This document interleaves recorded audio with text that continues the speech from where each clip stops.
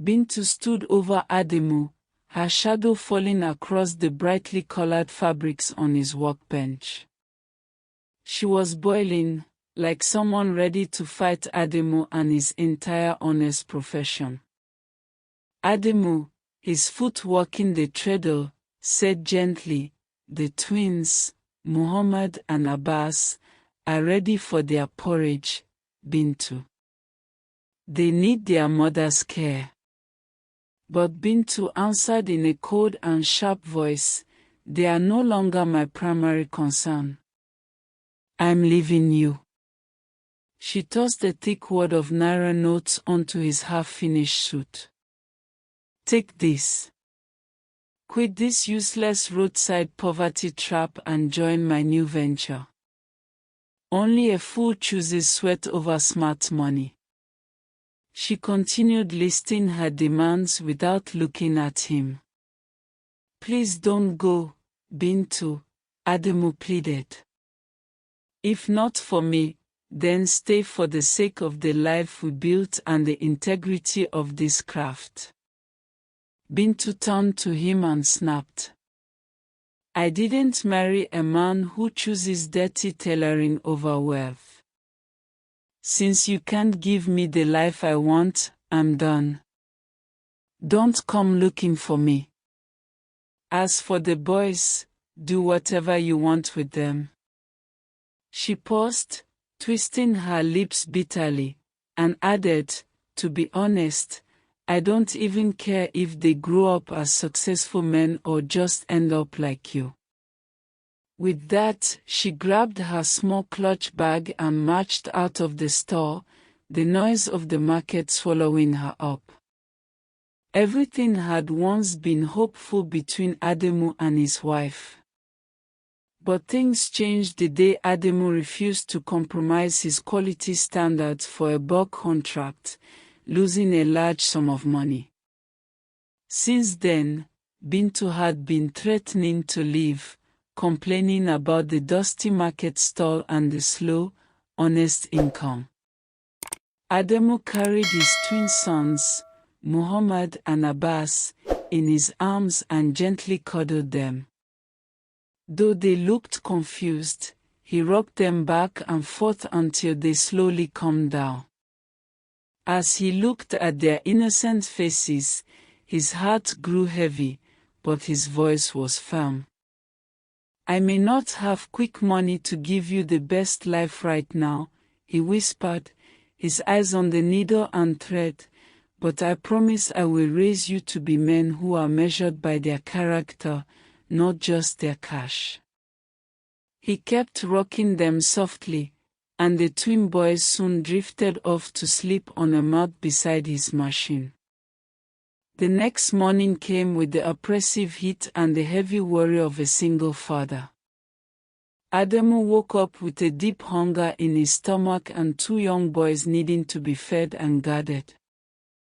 There was no time to feel sorry for himself. He had to move. He had to provide. Since he had nowhere else to go, he packed his sewing machine onto his stall, set up a small mat for his sons, and headed to the deepest part of the bustling market. He began accepting orders, working with intense focus. Many stared. Some looked at him with pity. Some admired the precision of his stitching. One elderly seller with deep concern written on her face stopped and said softly, "You're doing a great job, father." Then she pressed some naira into his hand for the boys' lunch. Ademu bowed his head slightly and thanked her. Then he continued his work. But not everyone was kind. One group of market loafers hissed and shouted, "Enjoyment, master. When you were busy making babies, you didn't think of responsibility. Now suffer alone." Ademu heard them loud and clear. Their words stung, but he said nothing. He didn't care what anyone thought. The only thing that mattered to him was that his little boys would be okay and learn the value of a hard, honest day's work. After a long day of intense work, Ademo returned home. Even though he had spent the whole day meticulously tailoring under the hot sun while caring for his sons, he felt proud. He had made enough money for their dinner and enough for new, high-quality fabric for the next day's orders. Day after day, he continued to work with the twins right beside him. It was exhausting, enduring the heat and the demands of the market, but he never complained.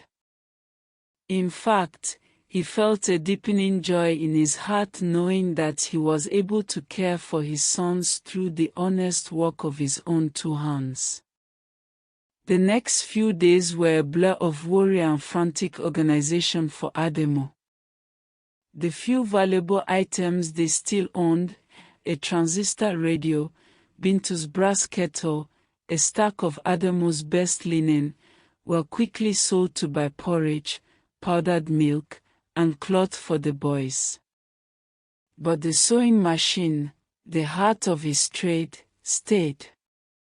It was more than a tool, it was the symbol of his vow.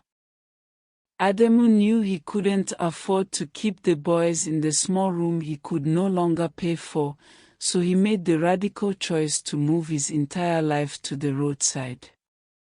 Working from dawn until the final embers of the charcoal stoves died out, Ademo toiled.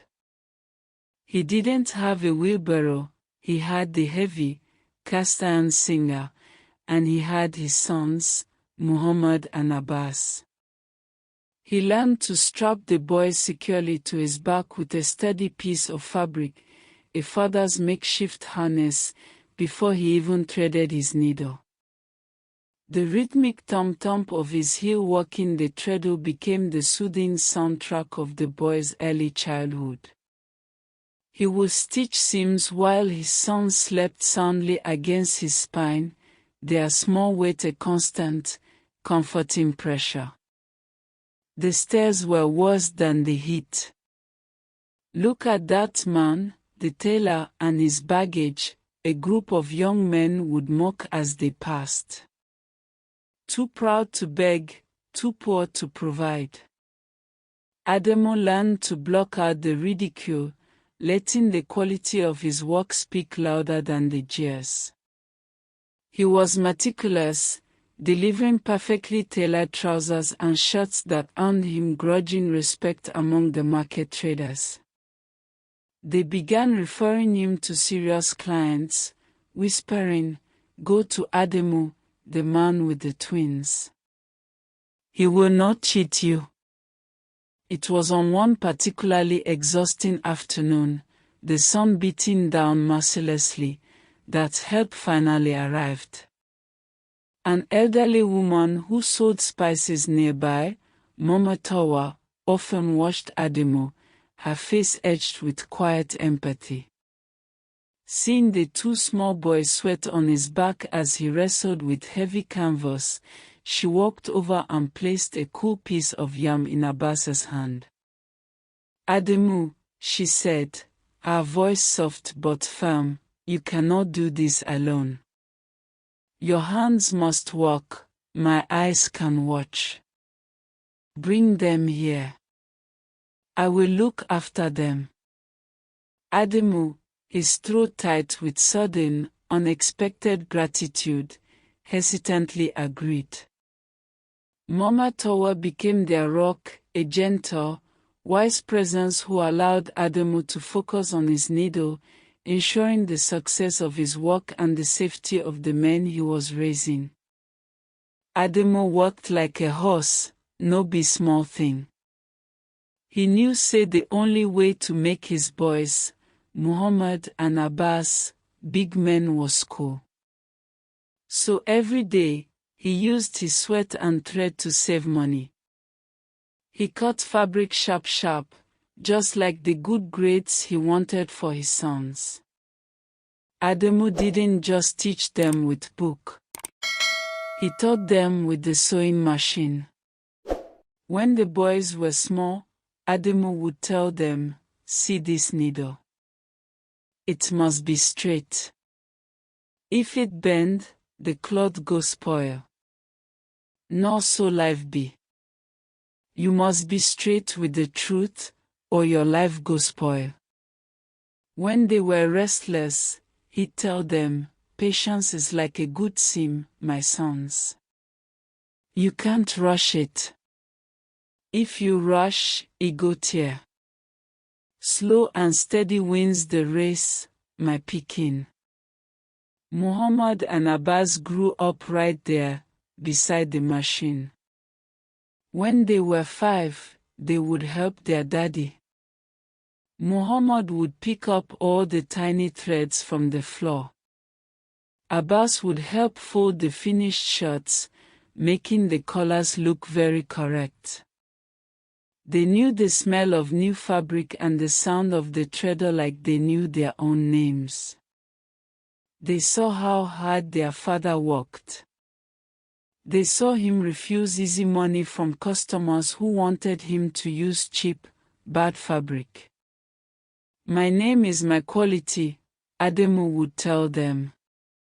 "Never sell your name for small change." This lesson entered their head. They wanted to make their father happy and pay him back for all the suffering. In school, them try well. They read their books morning and night. Adamu would check their homework by the dim light of a kerosene lantern. Their efforts paid off. They were always at the top of their class. When they finally finished secondary school, they made Adamu the proudest man in the market. Muhammad got a 1 in everything, and Abbas was right behind him. Their grades were so good, it shocked everybody. They graduated as brilliant, shining stars, ready to face the world, all thanks to the roadside tailor who only knew how to use one simple machine, but knew how to raise successful men. The day the 2 letters came in the mail, Adamu felt like he could fly to the moon. Muhammad was accepted to study law in London. Abbas was going to study finance in New York.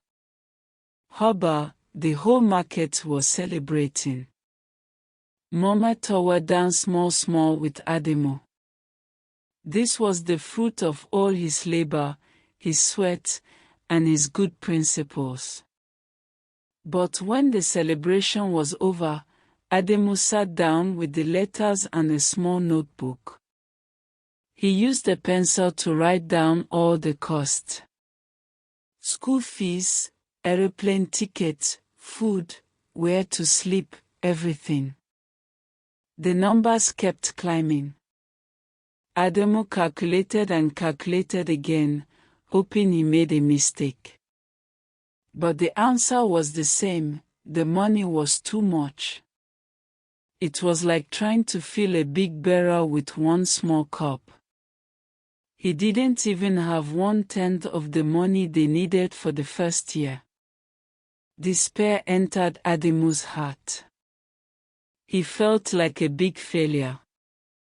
He looked at his sons, who were so sharp and excited, and he felt deep shame that he might be the one to stop their dream. He didn't want to tell them, "I beg." He knew he only had one thing of true value left, his beloved vintage sewing machine. It was old, but the stitches were perfect. Adamu decided he would sell it. He thought maybe he could sell it for enough money to pay for one semester for Muhammad, then he would trust God for Abbas. He cleaned the machine until it shone, then he struggled to push the heavy iron down the street to the biggest pawn shop in town. The pawnbroker, a man with a tired face, looked at the old machine. He turned the wheel once, frowned, and shook his head. Oh, Ogre. This one is too old. No one wants this kind of machine again. We only take the electric ones now. This is scrap metal, sure. Ademu's stomach dropped. Scrap metal. The machine that had fed his family, paid their fees, and taught his boys the meaning of life was worthless. He begged the man, "I beg, take it. Just give me any small thing for the boy's future." The pawnbroker just waved him away. With heavy hands and a heavier heart, Ademu pushed the machine back home. He didn't look at his sons. He couldn't. He had failed the men he worked so hard to raise. That night, Ademu didn't eat. He just sat beside the old machine, feeling the tears come down his face for the first time in years. Muhammad and Abbas saw the shame in their father's eyes when he came back from the pawn shop with the old machine. They knew wetin dey happen. They didn't need to ask. They knew the dream of London and New York was too big for their small pockets right now. So, the two brothers sat down and told Ademu, "Daddy, no shake. We will wait. We go defer our admission for 2 years." Ademu tried to argue, saying they should not waste time, but the boys were firm. They told him they had a new plan. They spent that long summer doing hard labor. Muhammad worked as a cleaner in a fancy hotel. Abbas served food and washed plates in a restaurant. They endured all the insults and the tiring work, but them no complaint. Every single naira they earned, they saved. They didn't buy new clothes or chop fine food. They were thrifty, ABI. During their breaks, they didn't rest. Instead, they would sit together, pulling out small notebooks. They started sketching clothes.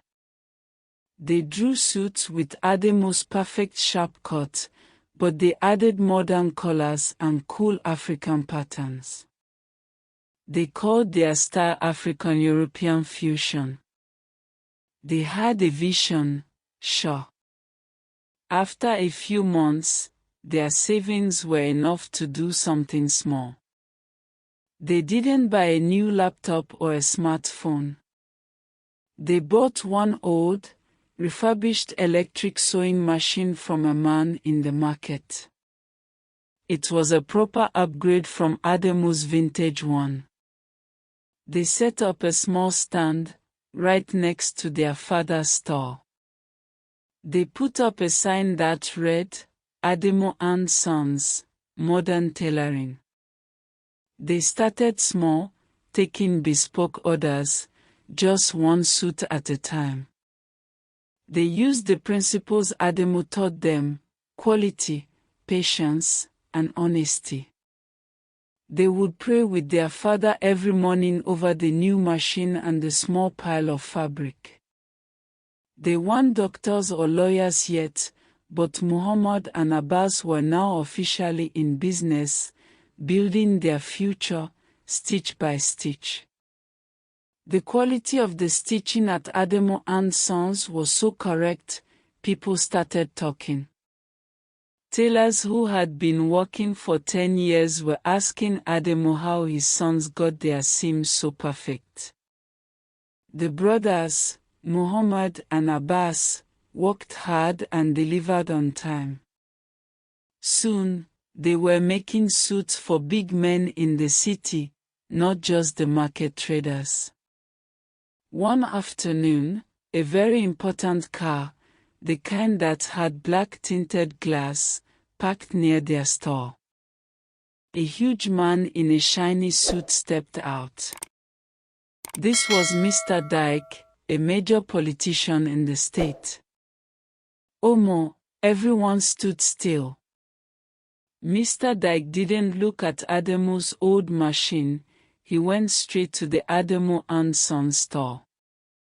He saw the sharp designs and smiled. He commissioned 2 expensive suits and paid them half the money up front. "Your work is good," he boomed. "Now, I have another job for you.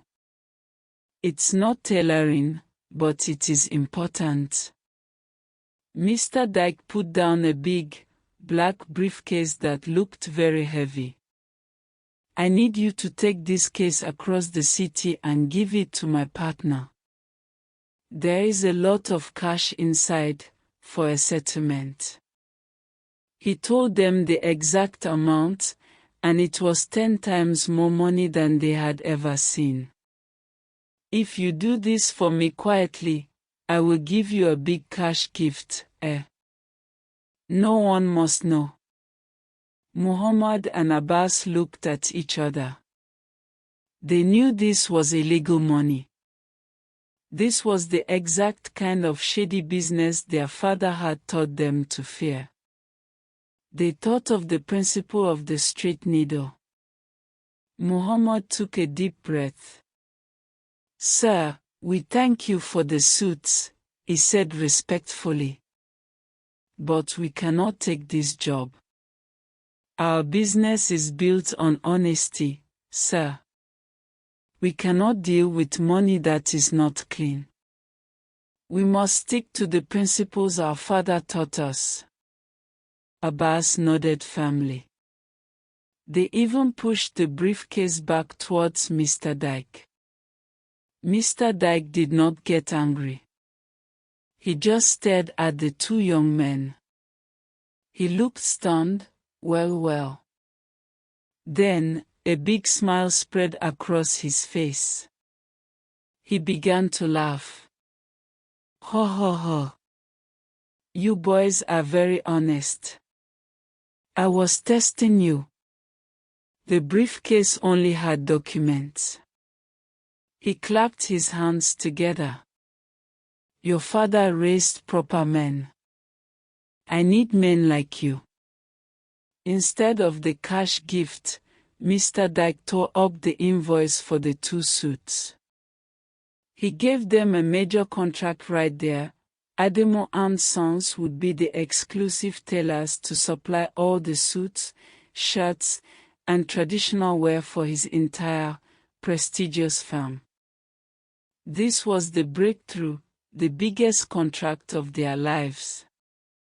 Ademo, sitting quietly behind his old machine, just smiled. The principle of honesty had paid off more than any crooked money could. The contract with Mr. Dyke was like a big engine for Ademo and Sons. Omo, the business exploded. Muhammad and Abbas were running around, buying big rolls of fine fabric and hiring people who could sew fast and well. They rented a proper building, a modern workshop with glass windows, away from the dust of the market. This was their new headquarters, Shah. One morning, the brothers went to the roadside where Ademo was walking, sitting by his old, faithful machine. "Daddy," Muhammad said, his voice soft with love. "It is finished. Oh yeah, let's go." Abbas carefully lifted the heavy, vintage sewing machine, the one that meant the whole world to Ademo, and put it gently into the back of their new, clean van. Ademo just stared, his eyes shining. They drove him away from the sun and the dust and the noisy market, right to their new, cool workshop. Inside, the Sons showed him a gift, a big, new, electric industrial sewing machine. It was so fast and modern, Ide fear Ademu small. Daddy, this is for you, Abbas said. You will be our chief tailor. But Ademu shook his head. My sons, my work here is not to sew fast. My work is to make sure your clothes are perfect. He told them he wanted to be the quality control manager. He would check every single stitch, making sure it met the high standards he had worked years to teach them. They had retired him from the labor of the roadside, but not from the principle of good work. From that day, Ademo lived like a king. He supervised the tailoring, he ate well, and he rested when he needed to. The boys treated him with so much respect, his sweet Ademo Bell. They never forgot the one who helped them when they were small, either.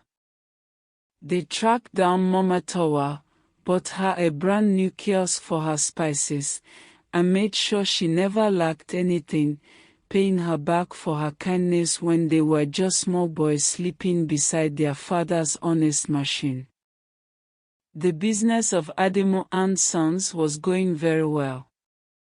They needed someone smart to manage the big job of moving fabrics and finished clothes across Nigeria. One day, a woman came to the office to apply for the senior logistics manager job. She was sharp, well-dressed, and spoke English very correctly. Her name was Mrs. Grace. She showed Muhammad and Abbas a CV that said she had worked in big companies overseas, moving goods across borders. The brothers were very impressed, no be lie. They hired her immediately. They didn't know that Mrs. Grace was actually Bintu, their mother, who had changed her name. She was running away from a failed, illegal scheme she did overseas and needed a quiet, good job. A few weeks later, Ademo came to the office to check the quality of some new fabrics. He was wearing his clean boberiga and looking happy. As he walked past the manager's office, he saw the woman talking on the phone. The way she held her head, the sharp way she moved her hands, Ademo stopped breathing small. The years had added wrinkles, but Ademo knew his former wife. It was Bintu. Ademo waited until Bintu left the office, then he called his sons. Muhammad, Abbas. I have something to tell you. He was shaking as he spoke. He pointed to the manager's office. That woman you call Mrs. Grace. Not your mama Bintu. Muhammad and Abbas were totally shocked. They refused to believe it. Daddy, how? It can't be. Ademo told them the whole story, explaining why she left and how she looked then. When Bintu came back, Muhammad walked straight to her. He didn't shout, but his voice was like a stone. You are Bintu, ABI. You left us for quick money. Bintu couldn't hide it anymore. She burst into tears and started begging for forgiveness. I was a fool. Forgive me, my sons. But Muhammad was the one who kept the harsh memory. He looked at Bintu, then at Ademo, who had suffered on the roadside for them. We don't know you, Muhammad said, his voice cold. We only know the woman who abandoned us for a life of quick money. You are not our mother. You are just an employee. He told her to leave the company immediately, right then and there. Abbas had a big heart, oh. After Muhammad told Bintu to leave, Abbas went to his brother. Muhammad, I know wetin Mama do is bad. But she is stranded. If we send her away completely, she fit go do bad thing again. Let's give her a small job, something she can manage, just to help her stand straight. Muhammad sighed, his anger still hot. He looked at their father, Ademu, who just stood quietly, letting his sons make the decision. Finally, Muhammad agreed. They gave Bintu a small, simple role, managing the fabric's inventory, so she wouldn't deal with big money or important decisions. They wanted to show compassion, ABI. But the leopard cannot change its spots. Bintu did not learn any lesson. Just 2 weeks into the new job, things started to scatter. The store manager told Muhammad that Bintu was trying to make secret deals with the fabric sellers. She was pressuring the staff to use cheaper, low-quality thread in the suits, so she could pocket the extra money. She was trying to make a quick, dirty cut. The brothers called Bintu to a meeting. Mama, Abbas said sadly. You are trying to steal from the company. Why are you doing this? Bintu didn't cry this time. She snapped. She became the old, mean Bintu from the roadside. Still, I am your mother. You are nothing without me. And that lazy tailor, she pointed an insulting finger towards Ademu. His so-called principles are useless poverty traps. They kept us poor. The insult to Ademu was the last straw. Muhammad looked at his brother. Their decision was sharp. You are finished, Bintu, Muhammad said coldly. Our father's honor is the foundation of this whole company. We choose his honor over your blood. They fired her immediately and changed all the office codes. However, because they were good men, they did not leave her empty. They took some money and set up a small, legitimate clothing shop for her in a different part of the city. You must run this shop with honesty, Abbas warned her. This is the last help you get from us. Bintu left, now cut off from the powerful company her sons had built. Ademu and Sons became BAM, a name everyone knew for the best quality suits. They were no longer just a local business. They started making clothes for powerful African men and even got a huge contract to tailor uniforms for a big aviation company, the kind of suits you see beside a private jet. Muhammad and Abbas were traveling everywhere, showing the world that African honesty and tailoring could be top class. All the time they worked, they thought about their university deferral. They looked at the big company they had built, all the people they employed, and the successful business that came from their heart. Law and finance were good, sure, but they realized their true passion was this: the quality, the design, the principles their father taught them, right there in the fabric. They called the universities and officially gave up their deferral. Their honest empire was their destiny. The twin brothers were now big men, but they looked at their father, Ademu. He was happy managing the quality control, but he was still alone.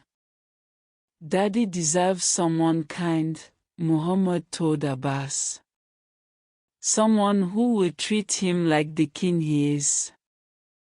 They didn't want him to worry about meeting someone. They knew a kind woman, a widow named Madame Zora, who managed their fabric suppliers with a lot of grace. She was a good woman, no be lie. Abbas spoke to Ademu gently. Daddy, we have found you a nice woman. She is very kind and honest, just like you. Ademu was surprised, but when he met Madame Zora, he saw that she was genuine and peaceful. After 2 days of thinking and praying, he agreed. The joy was too much. Muhammad and Abbas were both engaged, and they planned a triple wedding. On that special day, the party was full of love. Ademu married Madame Zora, and the 2 successful men he raised got married alongside him. Mama Tawa, the kind woman who watched them as babies, stood proudly in the front row. It was a day of pure joy, showing everyone that an honest man, a simple roadside tailor, had indeed raised successful men, measured not by their money, but by their great character. Dear viewers, what lessons did you take away from this dramatic tale? We'd love to hear your thoughts in the comments below. If you enjoyed the story, give us a thumbs up, share it with friends, and hit that subscribe button. Don't forget to turn on notifications so you never miss out on our latest updates. Thanks for watching and stay blessed.